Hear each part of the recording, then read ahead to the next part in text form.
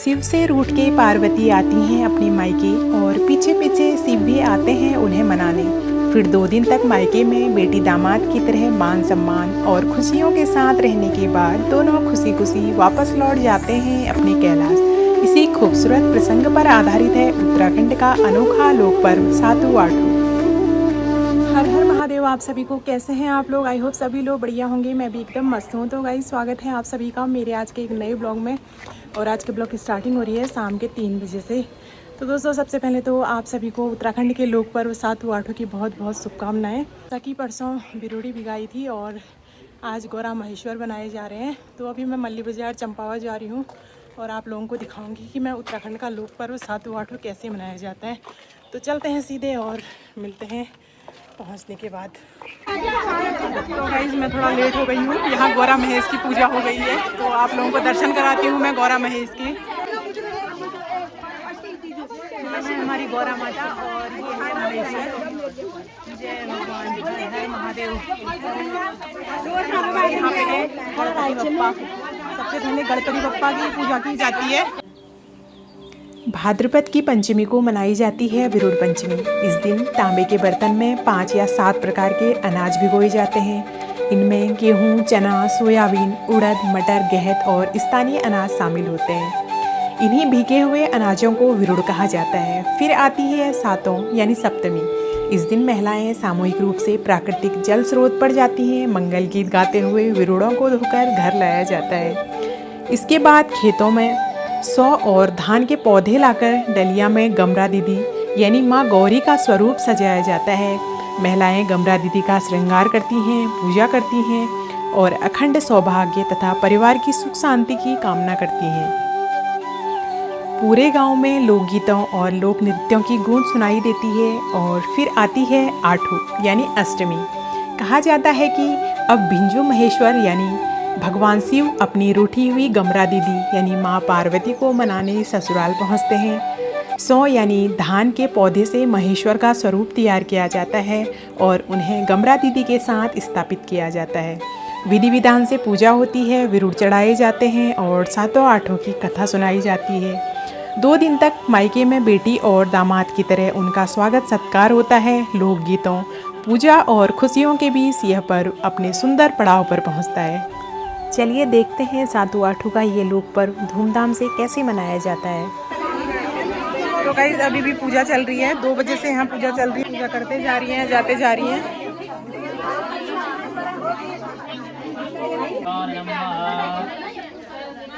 गणपति ध्यानं महां सुमुहूर्तम् सुमुहूर्तम् सुमुहूर्तम् सुमुहूर्तम् दन्तश्च कपिलोगजकर्णकः लम्बोदरश्च विकटो विघ्ननाथो गजाननः द्वादशैतानि नामानि यः पठेत् विद्यारम्भे विद्यारम्भे विवाहयाते विघ्नवल्ले कुमाराय श्रीमन्नमः गणाधिपते नमः। ध्यान धनार्थे पुष्पं समर्पयामि। फिर विष्णु भगवान का ध्यान शुक्लांबरधरं श्री विष्णवे नमः ध्यायामि। धनार्थे पुष्पं समर्पयामि।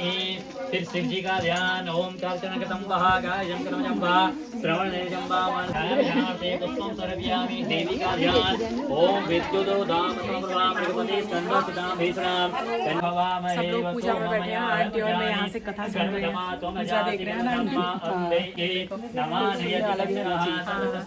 आंटी और मैं सुन रहे हैं।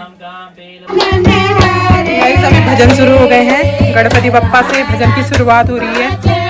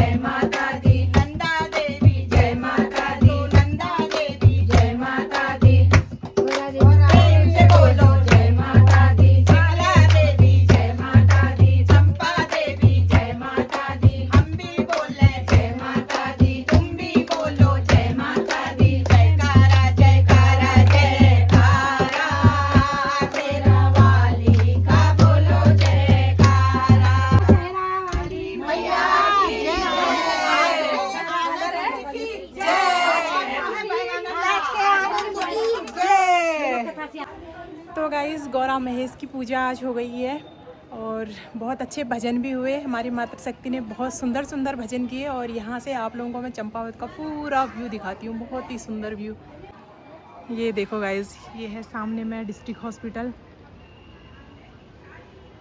और ये सामने में तिरंगा लहरा रहा है। पूरी मार्केट का व्यू यहाँ से दिख रहा है। मेरे घर से ऊपर का व्यू दिखता है और अभी ऊपर मल्ली बाज़ार में हो तो यहाँ से नीचे की पूरी बाज़ार दिख रही है। तो गाइस चलते हैं अभी कल के गौरा महेश के पूजन में, भजन कीर्तन में फिर मिलते हैं। तब तक के लिए हर हर महादेव, जय गौरा महेश।